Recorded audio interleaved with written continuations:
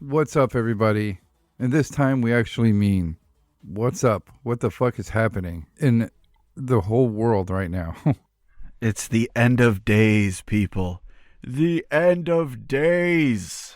You know, you see movies where they use clips of that dude in the street holding the sign, preaching about the end of days. There's like whole movies just based off that shit. And you laugh when you're younger, but if you sit down and listen to what they're saying now in today's world, I mean, there's always somebody claiming that the end is near at all times. I mean, there's whole religions that are based off that. But doesn't it really seem like that crazy guy with the sign was making sense?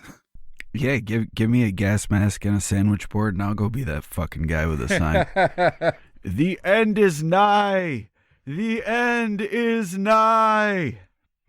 I mean, shit, man. We got fucking UFOs out the asshole getting exploded.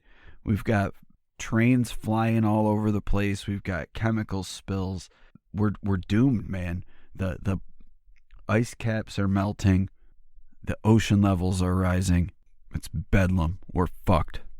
Yeah, we should, I don't know, find somebody who knows the I don't know what Bible, just the Bible, maybe the Old Testament really well, and see how much of the shit that's going on corresponds with what the Bible actually says about the end of days.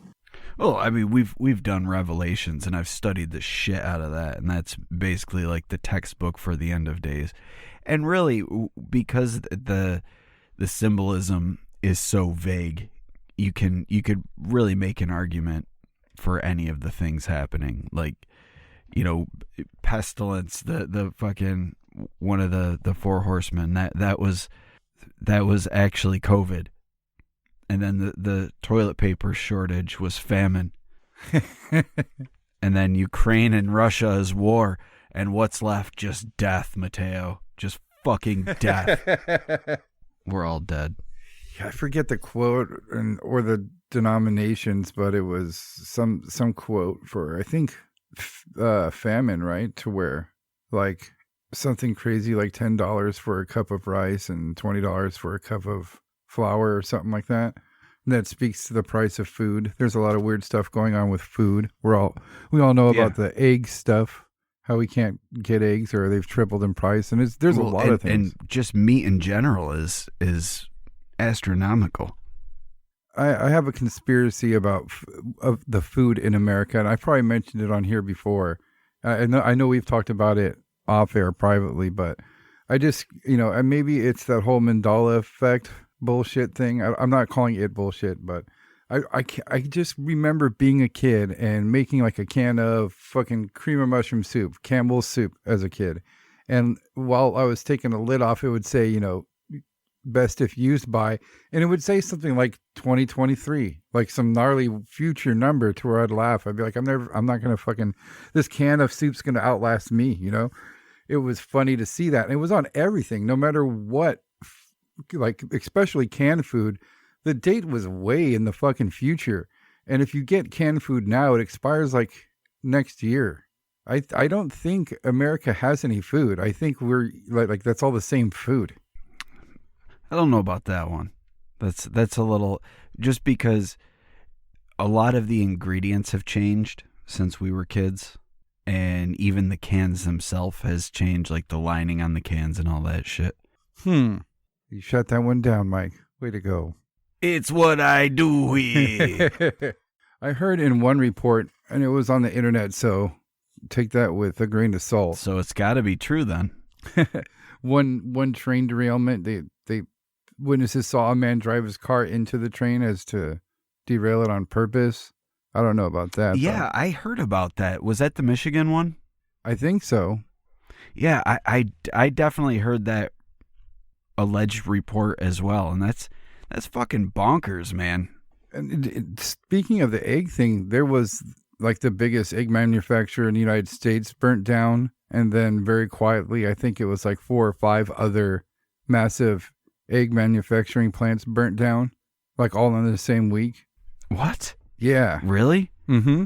And then there was those attacks on the power buildings, and I forget where it was. God damn it, Mike! I don't know if you want to look it up, but there was people's like cities' power grids were being attacked, like physically being shot up. And like it happened in one place and then it happened in 2 more places. And then very quietly on the news, they revealed that they caught people whose plan was to destroy the power grid in America state by state. That's like, like send us back to the Stone Age type deal. I don't know. I don't know why they'd want to do that, but it just seems so weird. I mean, I kind of support that, honestly. Yeah, they're not shooting any people. They're just shooting at technology. I like it, man. I think I'd be a lot happier without electricity. Even where you live, dude? I mean, is there a fire that's going to keep you warm enough? Yeah, dude. All you need is a wood stove. You have a wood-burning stove, and you're fucking golden.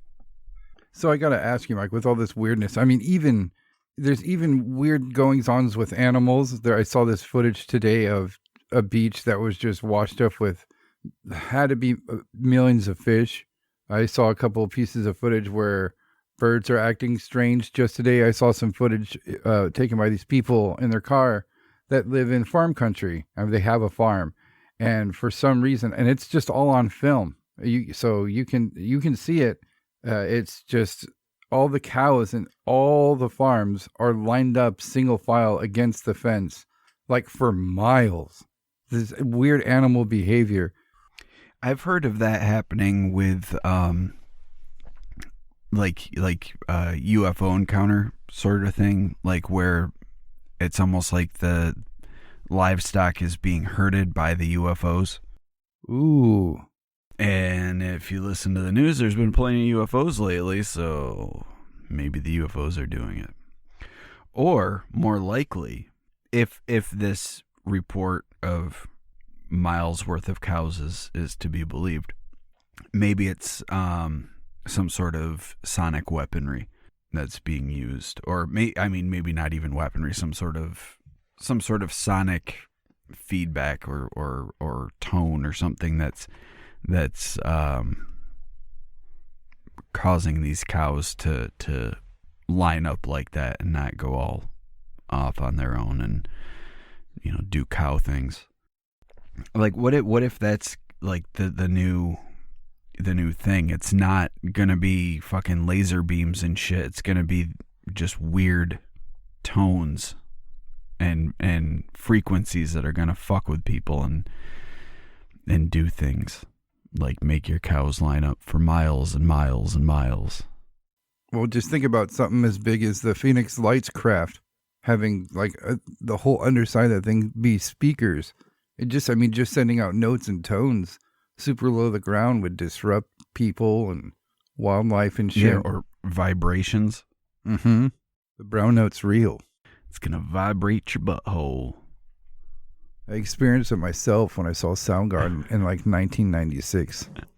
I actually had a weird vibration experience at a show, but it was Two Live Crew. Oh, shit. I was in the, like, right on the rail next to the speakers, and their bass was so fucking loud. It was vibrating my insides to the point where, like, I could literally feel, like, my insides, like the contents of my stomach, like, moving back up. I thought I was gonna puke. It fucked with me that much. Yeah, that's how Matt Cameron's bass drum was at that Soundgarden show. Nice. Like, it actually upset my stomach. I was like, oh, what do you know? It's crazy, man. So do we know how many fucking quote UFOs have been shut down so far? All of them. They shut down all the UFOs, and there are no more UFOs left. So the UFO thing is now officially done. It's a thing of the past. I guess we need to find something. Yeah, we need to find something else to talk about now, because UFOs are done and over with. They were all shot down.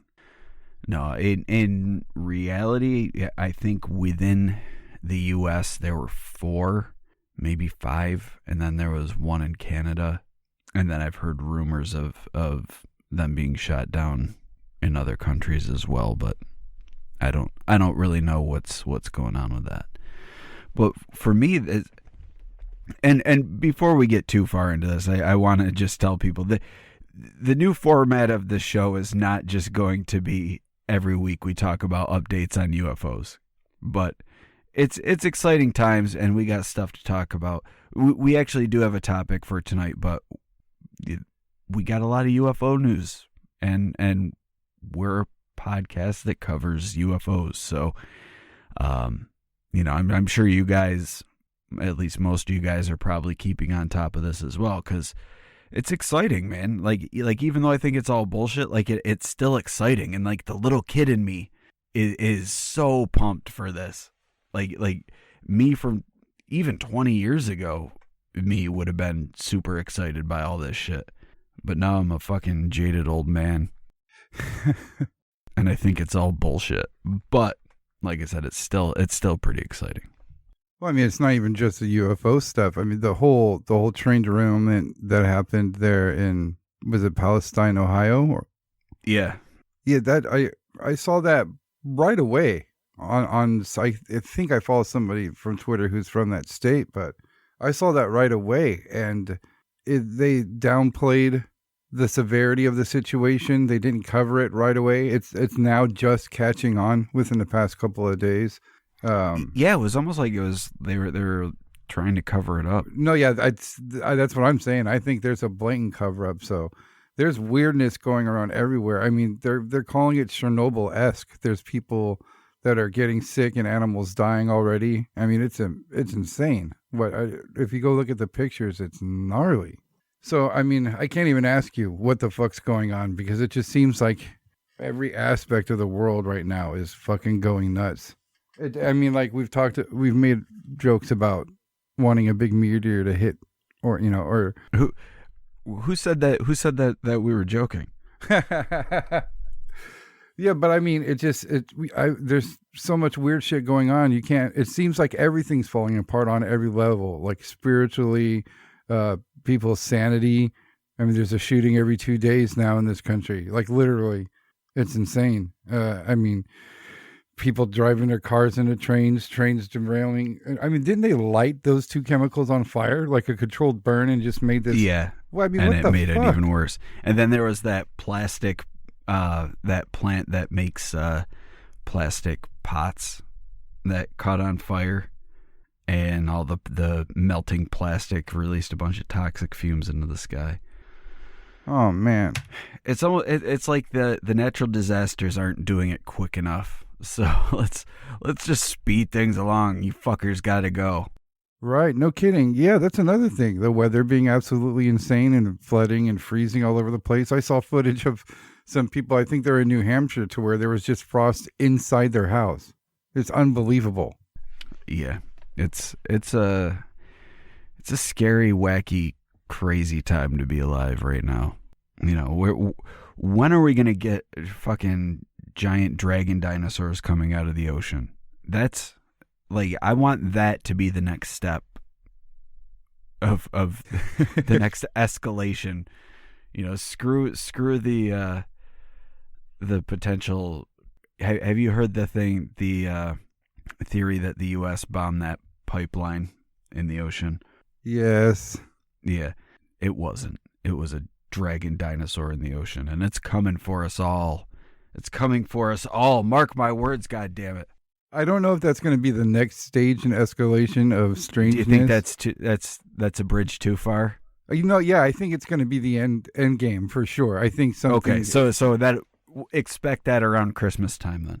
Yeah, something like all Cthulhu's going to actually come out of the ocean. Whatever made that bloop noise is going to show itself. It's finally shown. It's like, I'm here, motherfucker. Yeah, because that was me farting when I woke up. I just had to shake out the cobwebs. I had to get a bite to eat before I reared my head. But I'm full now, and you guys are fucked. Well, that aspect of strangeness happening to our world right now might have already started. There's reports of a mythical monster sighting in the Philippines. What? Yeah, that actually causes public panic. And we talked a lot about creepy videos that come out of the Philippines and that part of the world in general, to where, just like we did that head thing that was crawling around.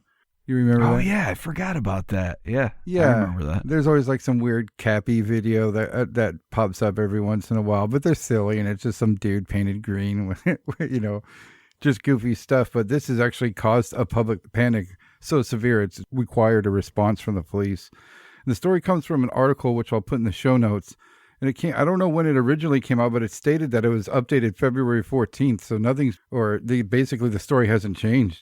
But it states that two girls, and they're only calling them girls, so they didn't give us an actual age, and maybe the use of the word girl means they're young. But they reported seeing a strange creature to the police. And right away, I got to ask, do you think that cases like this, where someone reports something bizarre to the police, adds an air of maybe seriousness to it?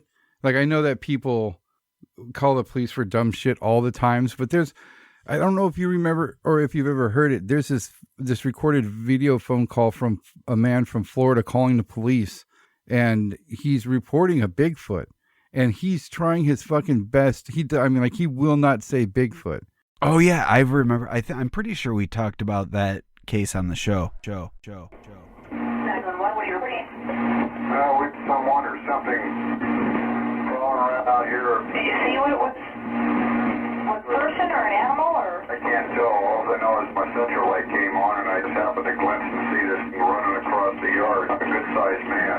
Or nothing looks like a man. I don't know what it was. Just it ran across the yard. Okay. You've had problems in the neighborhood for? Yeah, my dog was killed just recently. I don't know whatever it is. It's running. Couldn't catch it if I was going to chase it. Or whatever it was, it came out. I'm out here, come through the window now and I don't see anything. I don't want to go outside.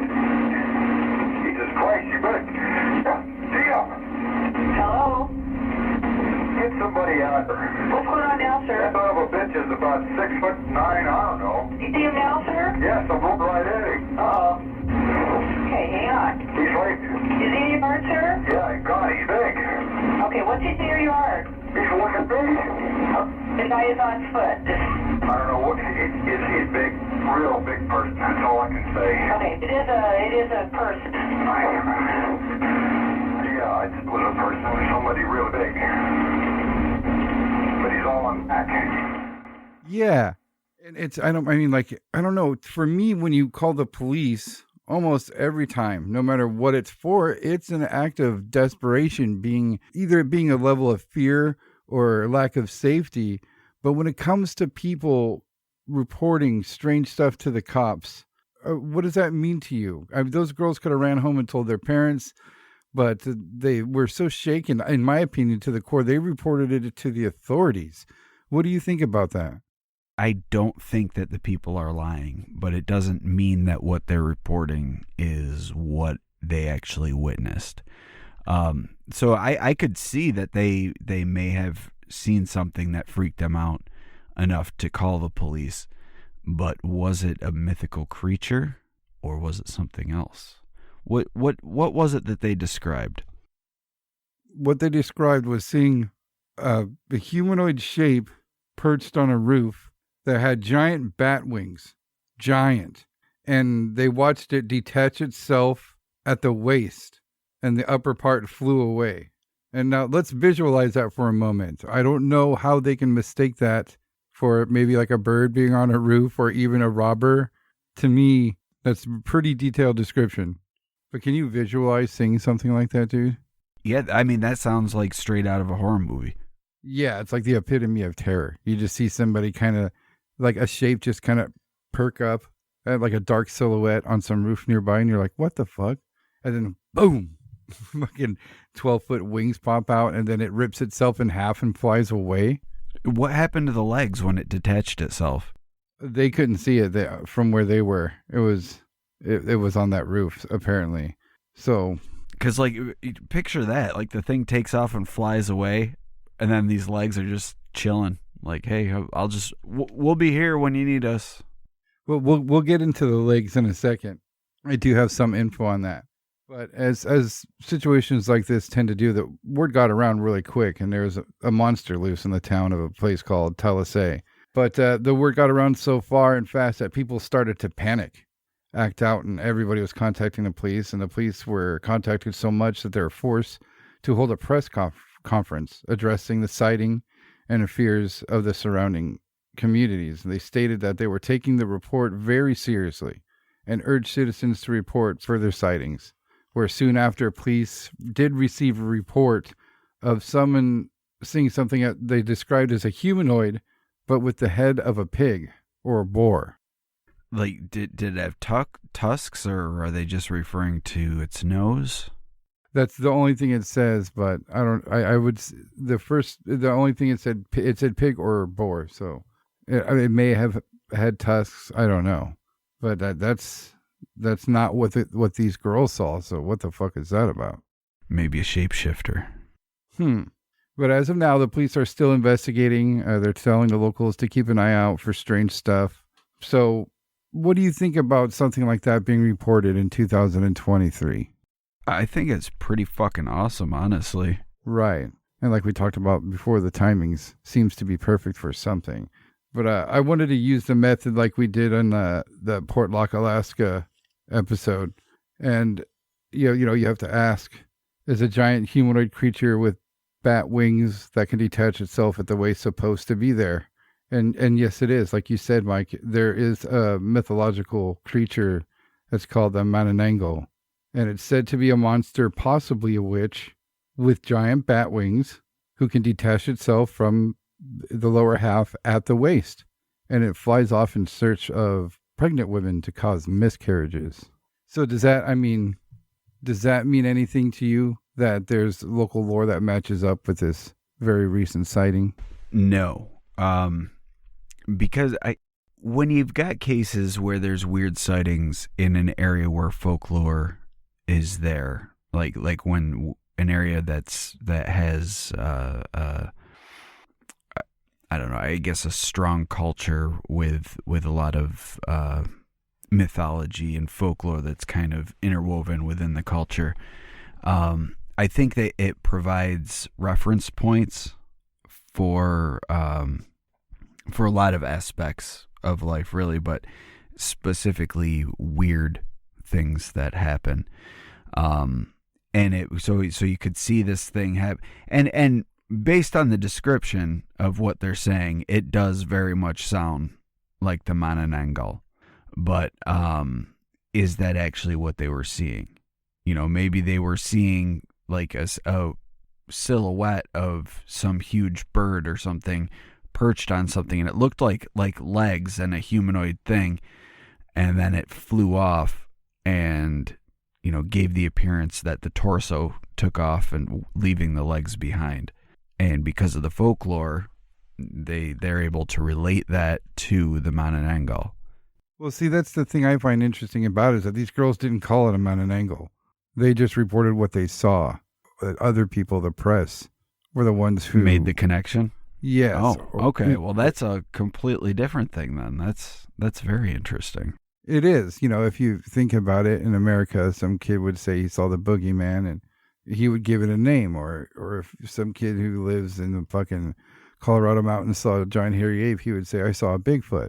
Just like if, some kid in a Celtic country saw a fairy, he would say, I saw a fairy. Right.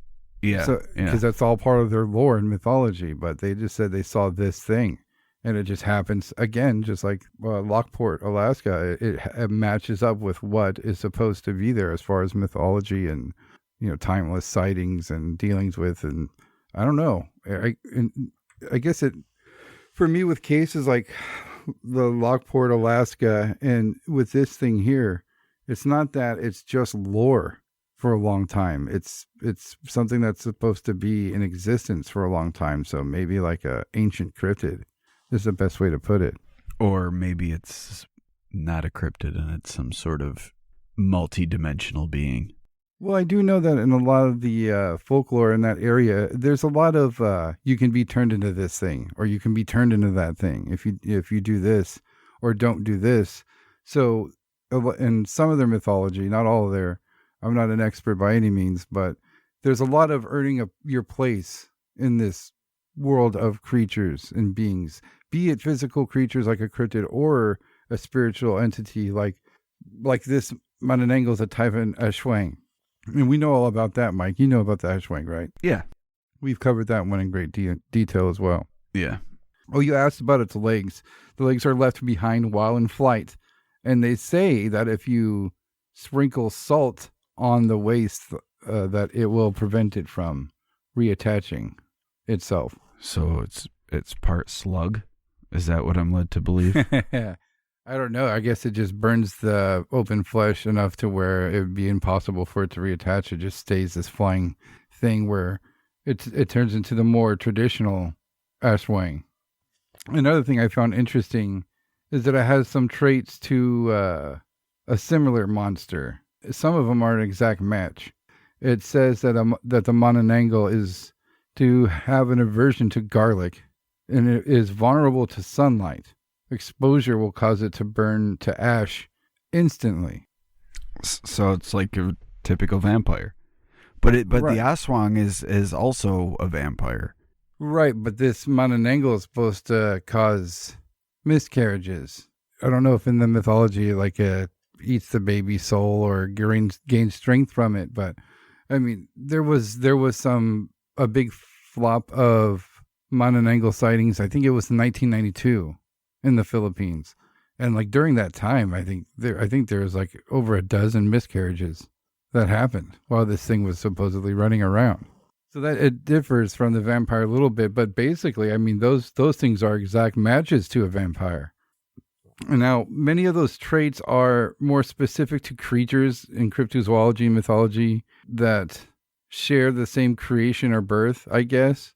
Like Dracula got his vampire powers from a curse, and like I said, there's a lot of you could be turned into this or that, or if you're a bad person and you die and you get cursed, you come back as this thing. So there's a lot of similarities there.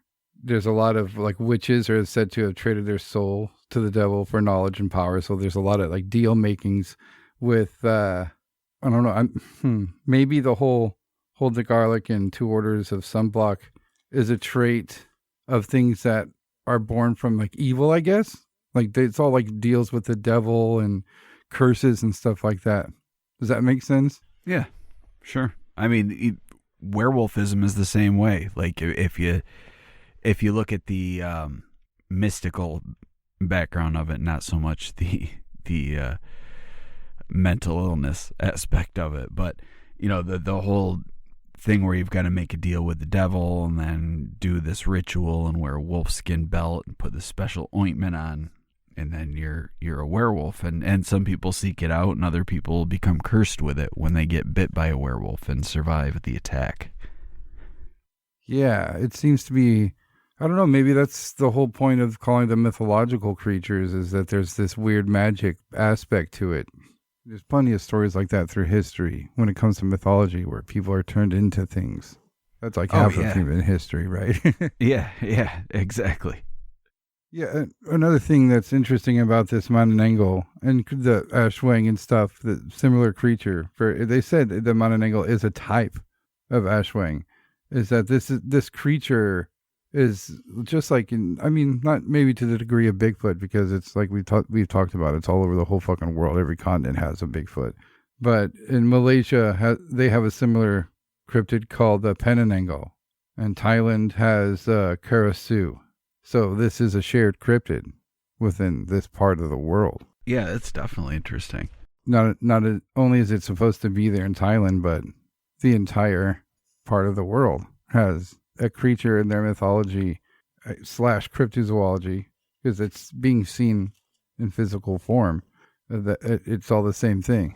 You know, it would be interesting if they had, like, we uncover some ancient tombs or whatever, or even tombs from like a couple hundred years ago, and we see similar things like people buried with rocks in their mouth or nailed to the inside of their coffin, or something, you know, how they used to do that with supposed vampires when they buried them to make sure that they didn't jump out of the grave. Same with witches. There were people that were supposed to be considered witches that had their mouths filled with dirt so they couldn't cast spells after they died. Oh, wow. Yeah. Or would have sharp objects placed inside the coffin so that if they tried to move, they would get stabbed. Well, I mean, that's another thing, you know, vampires are things that have been described in cultures, a lot of different cultures on some degree, a blood-sucking entity in time immemorial. And what do you think about that, a vampire being a shared cryptid and finding evidence. Like we talked about the vampire coffins and cages they would build over these things. It's very easy to say that it's to prevent vandalism and stuff like that. But what do you think about that when people take precautions, physical precautions, even in something as simple as after death? You've got somebody 6 feet under the ground inside of a box. You don't really have to worry about that thing anymore. But they went out of their way to create things and build things to make sure that this thing's not coming back. Does that lend any realness? No, I don't think so. I think that we've covered vampires a few times, and I know one of the times we covered vampires, I talked extensively about tuberculosis and how that was like considered to be, before they knew what tuberculosis was, the superstitious belief was that it was being caused by a vampire. So you'd have the first person who would die by it. They would then think that person would come back and attack the rest of the family, which is why typically families that contracted tuberculosis, it would go through the whole family. And because of that, it was thought that person who had tuberculosis initially and died is now coming back and draining the life force of the rest of the family, or draining the blood of the rest of the family. Right. And they would, they would even dig up the original dead bodies, and they would see like blood around the face or whatever. And a lot of the time it was just because they didn't know how to properly take care of the dead, and there was still blood remaining. And then they would look at things like, when you die, your body becomes dehydrated. And as your body dehydrates, it causes your skin to tighten and shrivel, which causes it to pull back around your teeth and around your fingernails, giving you the appearance that you've got longer teeth and longer fingernails, when in reality it's just the skin receding.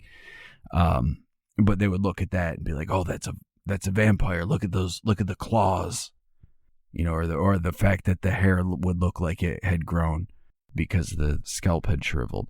But I think a lot of it's just superstitious belief put on things that at the time have no sort of explanation. Right. They don't have, they don't have modern science, so they're just going based off superstitious belief. Like, these people are dying, they're spitting up blood, they're wasting away, and that's why they called it consumption, because it was really like you were wasting away, and it's easy to see how that could be mixed with the belief in vampires. I guess that does answer my question. They had physical evidence in their superstition, right? They would dig somebody up or wait to bury somebody, and their gums would have receded, showing their teeth more, and their nails would have grown, and their hair, and all the things you mentioned, and they would have looked like a vampire, especially with tuberculosis, the consumption. And I mean, that's one of the things, is that the body will drain blood out of the mouth later, from what I understand. So that didn't happen once or twice. So I guess it makes sense that a society or a group of people would actually go through the length of building things and staking people to the ground and chaining them to the ground and all that stuff, if they believe that they have evidence of the superstition actually going on. It's to me, when you're looking at actual events versus like superstition or mythology, it kind of takes on the what came first, the chicken or the egg sort of thing, like, were these folk tales or myths created to explain what's going on, or was what was going on, did that shape the myths? You know what I'm saying? Right. So yeah.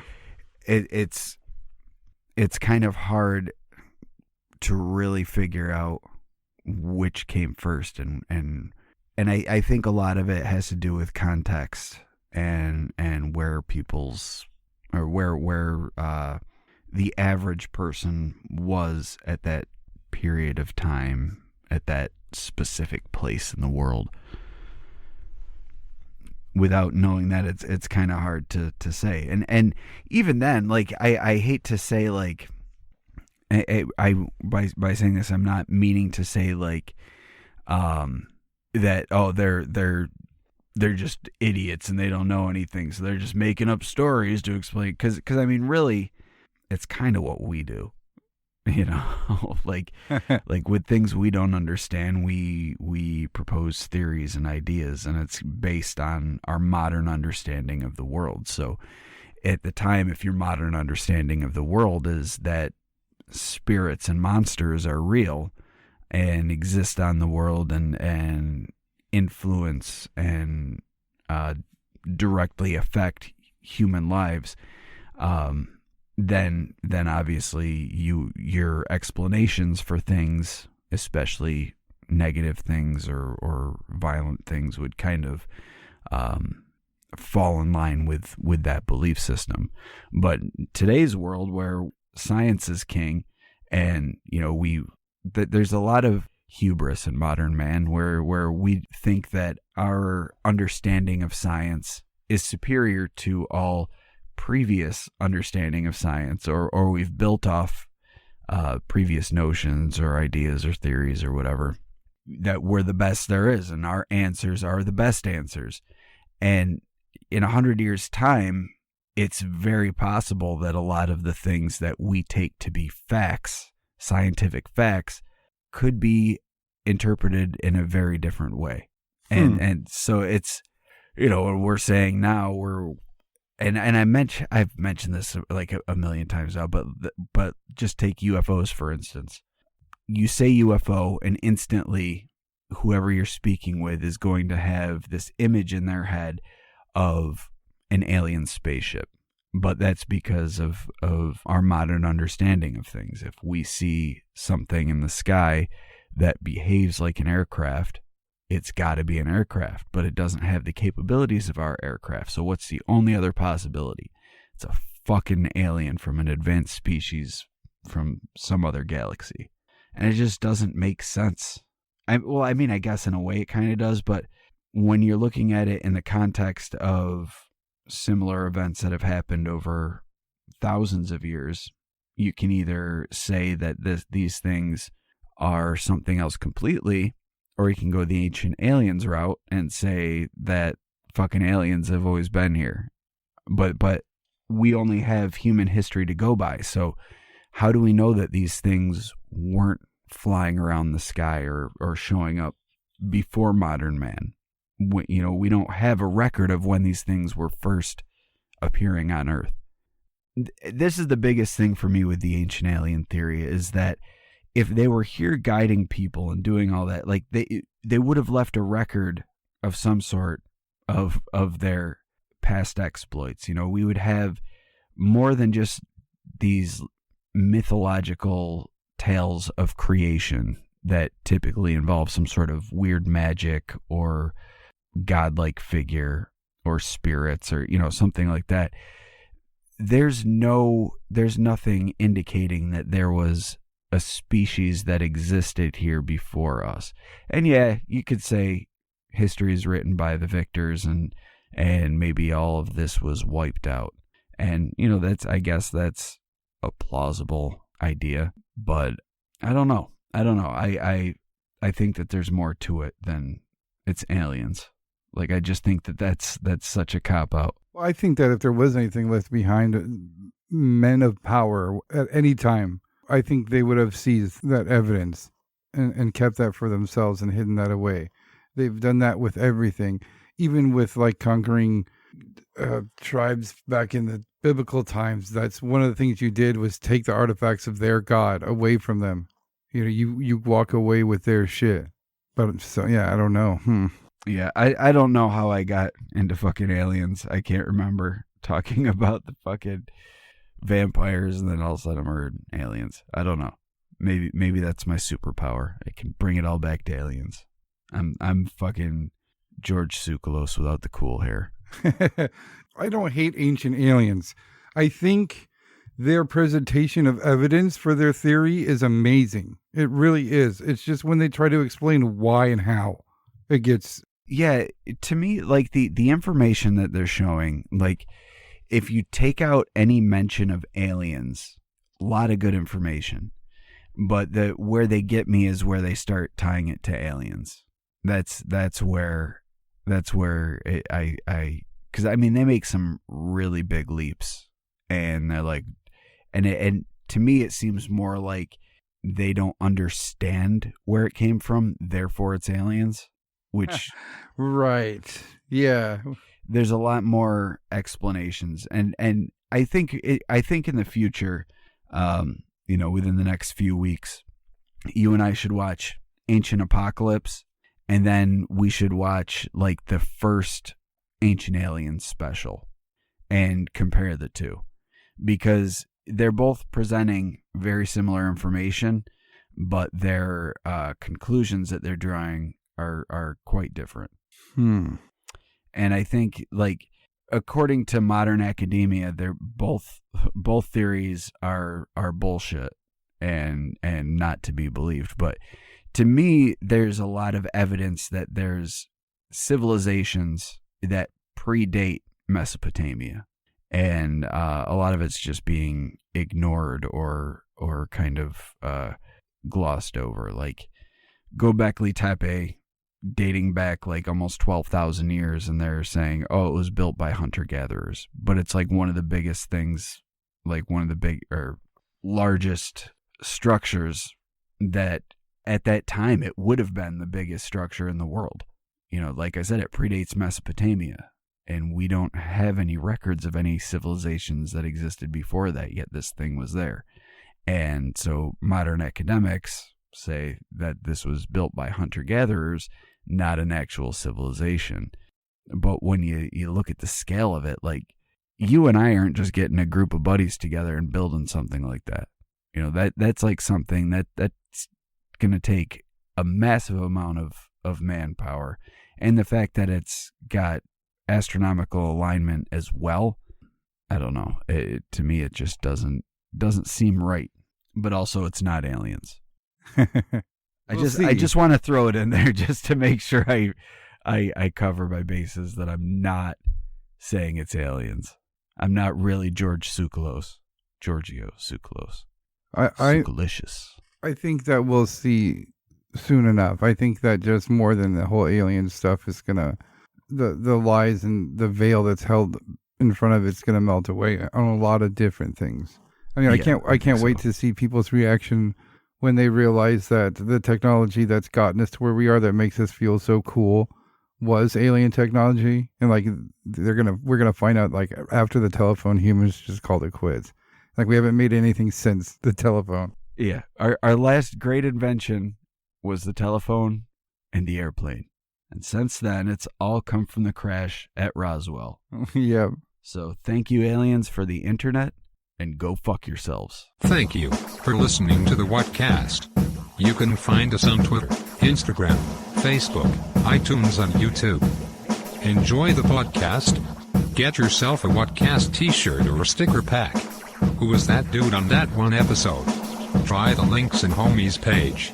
All this and more can be found at www.thewhatcasters.com. Thanks again for listening and have a great week.